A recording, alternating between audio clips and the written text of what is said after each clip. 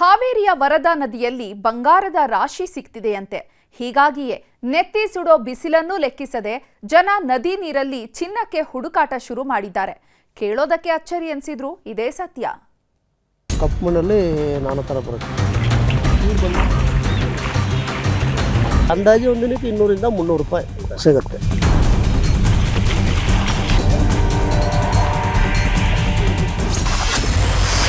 ವರದಾ ನದಿಯಲ್ಲಿ ಸಿಕ್ತಿದೆಯಂತೆ ಬಂಗಾರದ ಕಣ.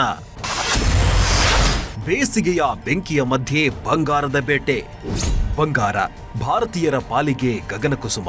ಬಂಗಾರವನ್ನ ಇಷ್ಟಪಡದಿರೋ ಜನರೇ ಇಲ್ಲ. ಲಕ್ಷ ಬೆಲೆಯಾದ್ರೂ ಬಂಗಾರಕ್ಕಿರೋ ಡಿಮ್ಯಾಂಡ್ ಕಮ್ಮಿ ಆಗ್ತಿಲ್ಲ. ಬಂಗಾರವನ್ನ ಇಷ್ಟಪಡೋ ಜನ ಕಡಿಮೆ ಆಗ್ತಿಲ್ಲ. 1 ಗ್ರಾಂ ಚಿನ್ನ ಕೊಳ್ಳೋದಕ್ಕೂ ಜನ ಪರದೋಡೋ ಪರಿಸ್ಥಿತಿ ಬಂದಿದೆ. ಹೀಗಾಗಿ ಬಂಗಾರ ಅಂದ್ರೆ ಸಾಕು ಎಲ್ರೂ ಬಾಯಿ ಬಿಡ್ತಿದ್ದಾರೆ. ಇಂಥ ಹೊತ್ತಲ್ಲೇ ಬಂಗಾರದ ನದಿಯೊಂದು ಸೃಷ್ಟಿಯಾಗಿದೆ ಅನ್ನೋ ಸುದ್ದಿ ಹಬ್ಬಿದೆ. ವರದಾ ನದಿಯಲ್ಲಿ ಬಂಗಾರದ ರಾಶಿ ಸಿಕ್ತಿದೆ ಅಂತ ಹುಡುಕಾಟ ಕೇಳ್ತಿದ್ದಾರೆ. ಬಿರು ಬೇಸಿಗೆಯ ಮಧ್ಯೆಯೂ ನದಿ ನೀರಲ್ಲಿ ಕೂತ್ಕೊಂಡು ಚಿನ್ನದ ಬೇಟೆಯಾಡ್ತಿದ್ದಾರೆ. ಬೆಳಗಿಂದ ಸಂಜೆವರೆಗೂ ಚಿನ್ನಕ್ಕಾಗಿ ಹುಡುಕಾಡ್ತಿದ್ದಾರೆ.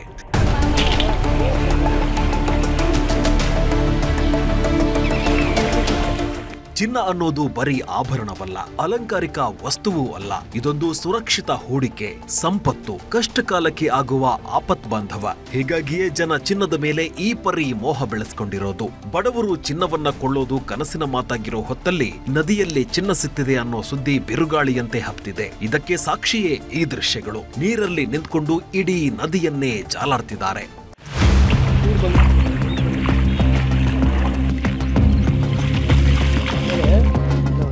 ಮಣ್ಣಲ್ಲಿ ಬಂಗಾರದ ಕಣಗಳಿರುತ್ತೆ ಅನ್ನೋದು 100ಕ್ಕೆ 100 ಸತ್ಯ. ಹೀಗಾಗಿಯೇ ಈ ನದಿಯಲ್ಲಿ ಬಂಗಾರದ ಬೇಟೆ ಶುರುವಾಗಿರೋದು. ಹಾವೇರಿ ಜಿಲ್ಲೆಯ ವರದಾ ನದಿ ಮಳೆಗಾಲದಲ್ಲೇ ತುಂಬಿ ಹರಿಯುತ್ತೆ. ಅದೇ ಬೇಸಿಗೆ ಶುರುವಾದ್ರೆ ನದಿಯ ಒಡಲು ಒಣಗೋದಕ್ಕೆ ಶುರುವಾಗುತ್ತೆ. ಈ ಬಾರಿ ಕೂಡ ನದಿ ನೀರು ದಿನೇ ದಿನೇ ಕಮ್ಮಿ ಆಗ್ತಿದೆ. ಇಂಥ ಹೊತ್ತಲ್ಲೇ ಬಂಗಾರದ ಹುಡುಕಾಟ ಶುರು ಮಾಡಿದ್ದಾರೆ. ವರದಾ ನದಿಯ ಈ ಜಾಗ ಬಂಗಾರದ ಖಜಾನೆಯಾಗಿ ಸೃಷ್ಟಿಯಾಗಿದೆಯಂತೆ. ನದಿಯೊಳಗೆ ಕೈ ಹಾಕಿದ್ರೆ ಬಂಗಾರದ ಸಣ್ಣ ಸಣ್ಣ ಕಣಗಳು ಸಿಗ್ತಿವೆಯಂತೆ. ಹೀಗಾಗಿಯೇ ಬೆಳಗಾದ್ರೆ ಸಾಕು ಹಲವಾರು ಕುಟುಂಬಗಳು ನದಿ ನೀರಲ್ಲಿ ಹುಡುಕಾಡೋದಕ್ಕೆ ಶುರು ಮಾಡ್ತಿವೆ.